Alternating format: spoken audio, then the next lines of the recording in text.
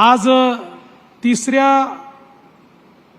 विश्व मराठी संमेलनामध्ये आपल्या सर्वांचं मनपूर्वक स्वागत करताना मला अतिशय आनंद होतो आहे आणि विशेषतः माय मराठीवर प्रेम करणारे आणि परदेशातनं जे लोक या ठिकाणी आलेले आहेत त्यांचं विशेष स्वागत आणि अभिनंदन या निमित्ताने मी करतो। मी उदयजी तुमचे आभार मानतो की तुम्ही विश्व मराठी संमेलनाला मुंबईतून पुण्यामध्ये आणलं। पुणे जे विद्येचं माहेरघर आहे, जी आपली सांस्कृतिक राजधानी आहे आणि माझ्यासारख्या नागपुरी माणसाला तर पुण्याची मराठी म्हणजे प्रमाण मराठी आहे, त्यामुळे प्रमाण मराठीच्या माहेरघरी या ठिकाणी विश्व मराठी संमेलन होत आहे ही खरोखर आपल्या सगळ्यांकरता अतिशय आनंदाची गोष्ट आहे। आणि त्याच वेळी ज्याचा उल्लेख सर्व पूर्व वक्त्यांनी केला, मराठी भाषेला अभिजात दर्जा मिळाल्यानंतरचं हे पहिलं संमेलन आहे, याचा आपल्या सर्वांना आनंद आहे। आणि म्हणून मी देखील त्या निमित्ताने माननीय देशाचे प्रधानमंत्री श्री नरेंद्र मोदीजी यांचे मनापासून आभार मानतो।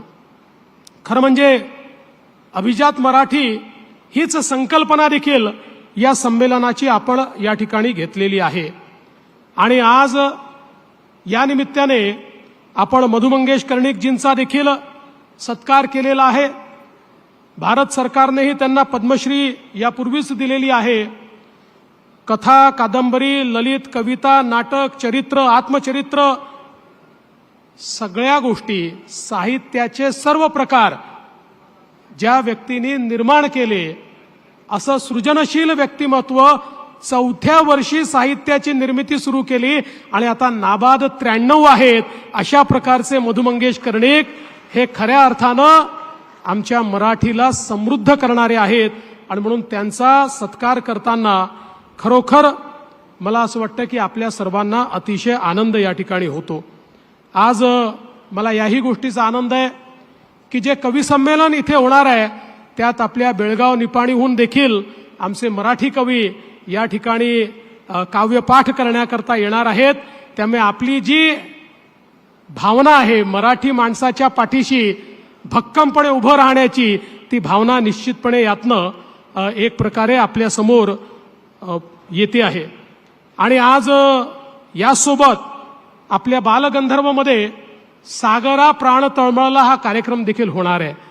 खरं म्हणजे जेव्हा आपण मराठीचा विचार करतो त्यावेळी स्वातंत्र्यवीर सावरकरांशिवाय मराठीचा विचार आपण करू शकत नाही। कारण स्वातंत्र्यवीर सावरकरांनी या माय मराठीला जी शब्दांची माया दिली, जो शब्दकोश त्यांनी दिला, जो शब्दांचा खजिना त्यांनी दिला, त्यामुळे निश्चितपणे मला असं वाटतं की हा कार्यक्रम देखील अतिशय चांगला आणि महत्त्वपूर्ण अशा प्रकारचा कार्यक्रम आहे। कालच दिल्लीमध्ये होणाऱ्या अखिल भारतीय साहित्य संमेलनाचं कार्यालयाचं उद्घाटन मी केलं। आणि स्वातंत्र्याच्या नंतर तर साहित्य संमेलन झालं, पण महाराष्ट्राच्या निर्मितीनंतर पहिल्यांदा दिल्लीला अखिल भारतीय साहित्य संमेलन होत आहे, ही देखील मला असं वाटतं अतिशय आनंदाची गोष्ट आहे। आणि त्याचं देखील उद्घाटन काल करण्याची संधी मिळाली आणि आज आता या ठिकाणी उद्घाटनाकरता मी आलो। मला असं वाटतं की अतिशय भाग्यवान मी या ठिकाणी स्वतःला समजतो।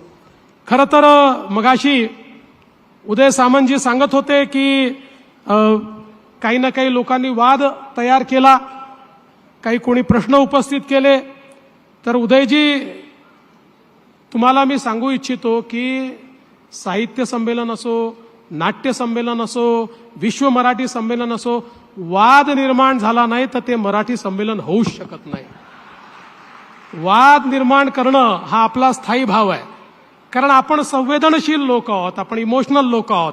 त्यामुळे वाद, विवाद, प्रतिवाद हा झालाच पाहिजे, यातनंच खऱ्या अर्थानं मंथन होऊ शकतं। आणि हे मी म्हणत नाही, एक कुवलय माला नावाचं 8व्या शतकात लिहिलेलं पुस्तक आहे।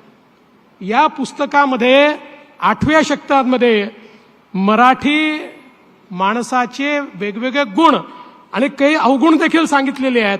आणि त्यातलं एक त्यांनी जो चॅप्टर तयार केलेला आहे तो कलहशील अशा प्रकारचं त्यांनी त्या ठिकाणी लिहिलेलं आहे. आणि मराठी माणसाला कलह करायला देखील आवडतो असं 8व्या शतकात त्यांनी लिहून ठेवलेलं आहे.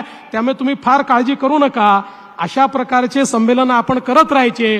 कोणी नावं ठेवतं, कोणी चांगलं म्हणतं, त्यातनंच चांगलं मंथन होतं आणि अजून चांगलं करण्याची शक्ती आणि बुद्धी आपल्याला मिळत असते.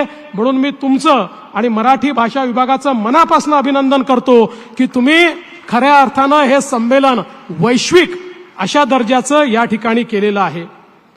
जगाच्या पाठीवर एकही देश असा नाही जिथे माझा मराठी माणूस पोचलेला नाही. आम्ही जगभरात कुठेही जातो तर मराठी माणसं आमच्या स्वागताला तिथे असतात. जपानला गेलो तिथे स्वागताला, अमेरिकेला गेलो तिथे स्वागताला, परवा डावोस करता झुरिचला गेलो, रात्रभर प्रवास करून 500, 800 किलोमीटरवरनं आमची मराठी माणसं त्या ठिकाणी स्वागताला होती. आणि एका चिमुरड्याने त्या ठिकाणी लाभले हमास भाग्य बोलतो मराठी इतकं सुंदर म्हणून दाखवलं. एवढा अभिमान वाटला की आपला मराठी माणूस इतके वर्ष तिकडे गेला तरी देखील माय मराठी त्याच्यापासून दुरावली नाही. माय मराठी त्याच्या मनामध्ये आहे आणि ती माय मराठी पुढच्या पिढीला देखील पोचवण्याचं काम तो करतोय. हे बघून खरोखर मला असं वाटतं अतिशय मला चांगली भावना त्या निमित्ताने तयार झाली. अर्थात त्यावेळी त्यांनी मी पुन्हा येईन देखील मला म्हटलं. हे मी पुन्हा येईन माझा पिच्छाच सोडत नाही दादा. कुठे गेला की मी पुन्हा येईन. पण अलीकडच्या काळात चांगलं म्हणतात, मागच्या काळात उपहासाने म्हणायचे. शेवटी एखादा शब्द आपल्याला चिपकतो तो काळ आणि वेळ याप्रमाणे त्याचे अर्थ बदलत असतात. पण मी तुम्हाला सगळ्यांना म्हणतो की तुम्ही सगळ्यांनी हे ठरवलं पाहिजे की जेव्हा जेव्हा विश्व मराठी संमेलन होईल तेव्हा तेव्हा मी पुन्हा येईन, मी पुन्हा येईन, मी पुन्हा येईन. खरं म्हणजे भाषा ही भावना व्यक्त करण्याचं साधन असतं, ते संपर्काचं साधन असतं आणि केवळ अभिव्यक्ती नाही तर अभिव्यक्तीतून सृजन करण्याचं साधन देखील आपली भाषा असते. आणि म्हणूनच खऱ्या अर्थानं आज मराठी भाषेला अभिजात भाषेचा दर्जा मिळाला. हा दर्जा म्हणजे राजमान्यता आहे. मराठी भाषेला अभिजात भाषा ही मराठी भाषा होतीच, प्राचीन भाषा ती होतीच, परंतु कुठल्याही भाषेला राजमान्यता मिळणं हे देखील महत्वाचं असतं. आपल्याला कल्पना आहे की ज्या काळामध्ये मोगलांनी या देशाची राजभाषा फारसी केली होती त्या काळामध्ये छत्रपती शिवरायांनी आज्ञापत्र काढलं आणि या मराठी मुलकाची आणि आपल्या साम्राज्याची स्वराज्याची भाषा ही मराठी भाषा केली. त्यामुळे मराठी भाषेला राजमान्यता देण्याची सुरुवात या ठिकाणी खऱ्या अर्थानं कोणी केली असेल तर ती छत्रपती शिवरायांनी केली. आणि म्हणूनच मला असं वाटतं की आज आपली ही जी मराठी आहे ही मराठी याची पाळंमुळं खोलवर गेलेली पाळंमुळं आहेत. सह्याद्रीच्या कडेपठारावरची मराठी आहे,